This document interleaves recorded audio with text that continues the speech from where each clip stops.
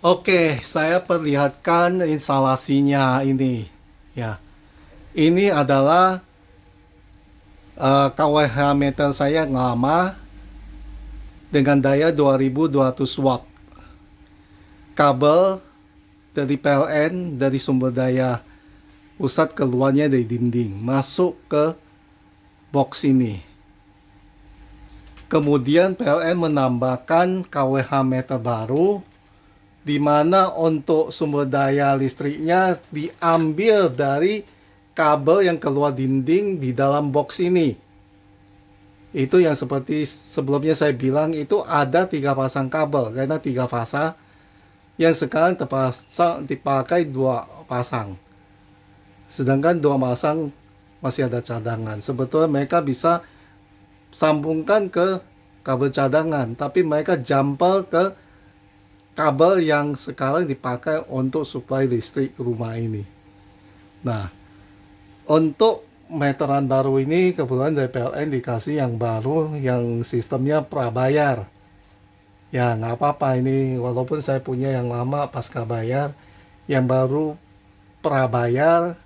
Ya prabayar ada untungnya, artinya kita tidak perlu bayar abodemen, hanya bayar seberapa banyak kita pakai listriknya.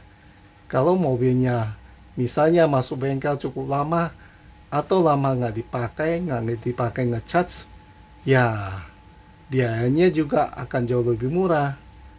Kalau pakainya pasca bayar akan kena bayar abodemen, dipakai buat ngecharge ataupun tidak. Nah, ini kabel masuk ke sini dari meter, keluarnya ke charger. Kebetulan charger saya terletak di luar, ini meter terletak di dalam rumah. Ini sebenarnya bukan rumah yang, ya sebenarnya sudah direnovasi dulu. Di luar ini saya tutup jadikan gudang. Jadi kabelnya tidak saya, materialnya tidak saya pindahkan.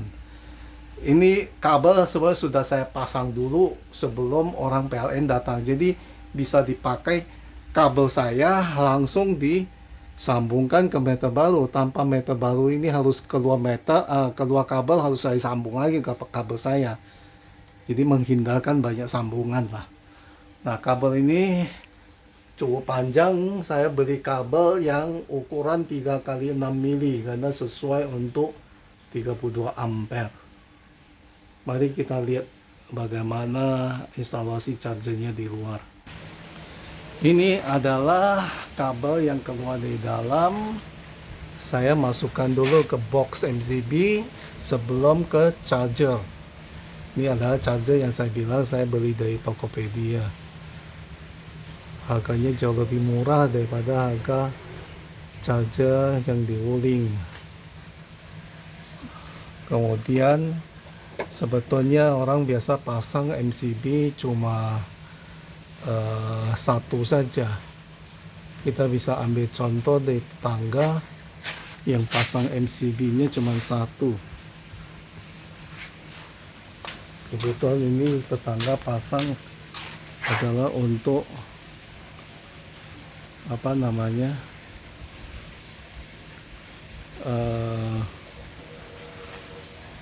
Ioniq. Tapi saya pasang dengan tambahkan LCD supaya bisa memberikan proteksi terhadap kebocoran arus, terus proteksi terhadap kalau misalnya manusia tersengat listrik tidak sengaja, ya ada yang bocor kesengat, LCD ini akan langsung ngetrip sehingga orang yang tersengat nggak akan tersengat lama. Kemudian juga ada proteksi kebakaran, itu fungsi LCD. Kalau MCB-nya ya kita tahu fungsinya hanya untuk proteksi kelebihan beban dan arus singkat. Oke, coba kita nyalakan sekarang LCD-nya, kemudian MCB-nya. Nah, charger ini pemasangannya mudah, tinggal kita pasang aja terus dia akan nyalakan sendiri. Kita bisa lihat charger ini juga banyak pemilihan Untuk ampernya harusnya ada 32 ampere. Ini yang sekarang saya pakai. Yang paling kecil 8 ampere. Kemudian ada 12 ampere, 16 ampere, 20 ampere, dan 32 ampere. Oke, ini chargernya coba kita pakai untuk ngecharge. Pertama-tama kita akan sambungkan dulu chargernya.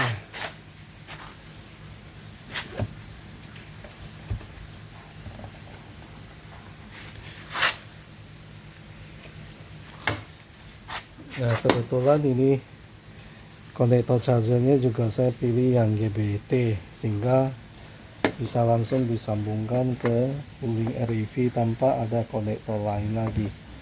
Tinggal colok. Oke. Untuk menghidupkan dan mematikan chargernya kita perlu kartu. Ini dapat 2. Namanya RFID card. Ini tinggal kita gesek, nyala. Suaranya nyala, di sini juga nyala. Kita lihat charger langsung. Sekarang posisi baterai lagi 35 ampere. Coba kita masuk. Selamat siang Bapak Ryan. Nah, sekarang jam 15.41 ya. Coba kita lihat energy center.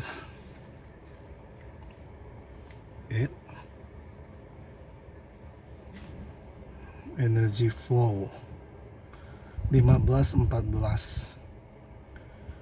15.15 ya. Jam 15.15 posisi. Oh, udah naik 1% nih. Ini cepat sekali ngecharge-nya. Ya. Nanti kita lihat lagi. Mungkin 3 jam lagi kita balik lihat sudah berapa persen. Ini ngecharge-nya cepat sekali karena daya chargernya 7700, wuling REV bisa narik 6600. Oke, nanti kita kembali untuk melihat seberapa jauh, seberapa cepat dia ngecharge.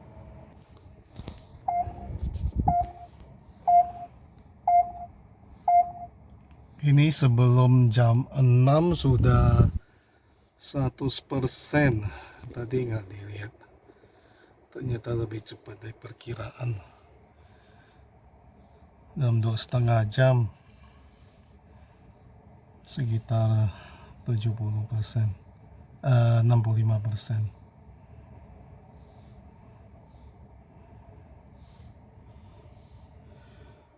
Oke teman-teman, sampai di sini video saya kali ini.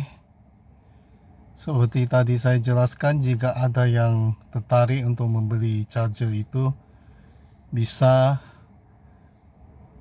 lihat linknya di deskripsi video saya ini.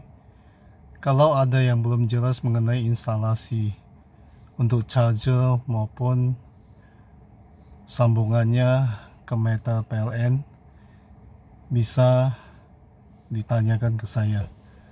Terima kasih, sampai jumpa di video berikutnya.